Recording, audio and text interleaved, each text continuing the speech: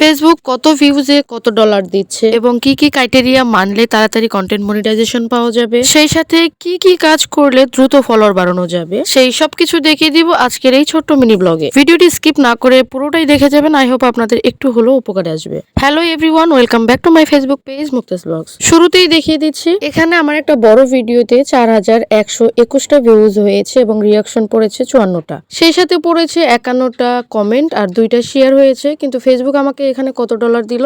এখানে আমাকে মাত্র 3 সেন্ট দিয়েছে। এরপর আমার আরেকটা ভিডিওতে দেখতে পাচ্ছেন 4492টা ভিউজ হয়েছে এবং এখানে আমাকে দিয়েছে 52 সেন্ট, যেটা বাংলা টাকায় কনভার্ট করলে হয় 52 টাকার মতো। আর এই ভিডিওটার মধ্যে দেখতে পাচ্ছেন 1936টা ভিউজ হয়েছে। এটার মধ্যে ফেসবুক আমাকে 11 সেন্ট দিয়েছে। মানে এখন বুঝতেই পারছেন ফেসবুকের ইনকাম কত পরিমাণে কমিয়ে দিয়েছে। এরকম আমার ভিডিওতে অজস্র ভিডিও আছে যেগুলোর মধ্যে ইনকাম একেবারেই কম। এছাড়াও টেক্সট পোস্ট এবং ছবি পোস্ট করা নিয়েও ওখান থেকেও আমার মোটামুটি ভালো ইনকাম হচ্ছে, যেটা ভিডিওতে একদমই হচ্ছে না। তাই আমি বলবো আপনারা ছবি পোস্ট, ট্যাগ পোস্ট এবং স্টোরি দিবেন, সেখান থেকে কিন্তু বেশ ভালো পরিমাণে ইনকাম দিচ্ছে ফেসবুক। আমি বলবো যারা কন্টেন্ট মনিটাইজেশন এখনো পান নাই তারা মন দিয়ে কাজ করে যান, একটু পরিশ্রম করুন, সেই সাথে time to time video upload করুন। দেখবেন সফলতা এখান থেকে একদিন না একদিন নিশ্চয়ই পাবেন। হতাশা আসবে, নিরাশা আসবে, কিন্তু দমে গেলে চলবে না। দমে গেলেন তো হেরে গেলেন। আবার অনেকেই বলো যে দিদি রিচ কিভাবে বাড়ে আর কি করলে রিচ বাড়বে। আমার এখানে দেখতে পাচ্ছেন মাত্র 7 দিনে 7722 রিচ কিন্তু আমি বাড়িয়ে নিয়েছি। এখন আমার কথা হচ্ছে রিচটাকে কিভাবে ধরে রাখবেন এবং কিভাবে বাড়াবেন। রিচ বাড়াতে হলে আপনার ভিডিওতে ভিউ আনতে হবে এবং